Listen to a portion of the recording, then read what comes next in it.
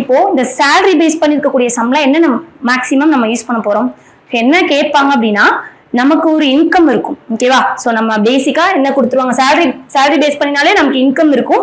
நம்ம என்ன பண்ணுவோம், நமக்கு வந்து என்னென்ன தேவையான செலவு இருக்கோ அது எல்லாத்தையுமே நம்ம யூஸ் பண்ணிப்போம். ரிமைனிங் நம்ம கையில எவ்வளவு இருக்க போகுது அதுதான் இன்கம். நம்மளோட இன்கம் அப்படின்றது என்னவா இருக்கும்?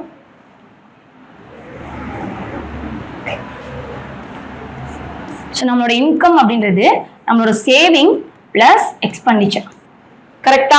நம்ம எவ்வளவு சேவ் பண்றோம், தென் நம்ம எவ்வளவு செலவு பண்றோம், இது ரெண்டையும் ஆட் பண்ணும்போது நமக்கு என்ன கிடைக்க போகுது, நம்மளோட இன்கம் அப்படின்றது கிடைக்க போகுது.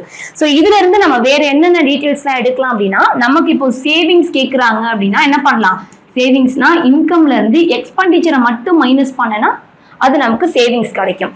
இதே எனக்கு எக்ஸ்பெண்டிச்சர் கேட்கறாங்கன்னா என்ன பண்ணலாம், இன்கம்ல இருந்து சேவிங்ஸை மைனஸ் பண்ணேன் அப்படின்னா நமக்கு எக்ஸ்பெண்டிச்சர் கிடைச்சிடும்.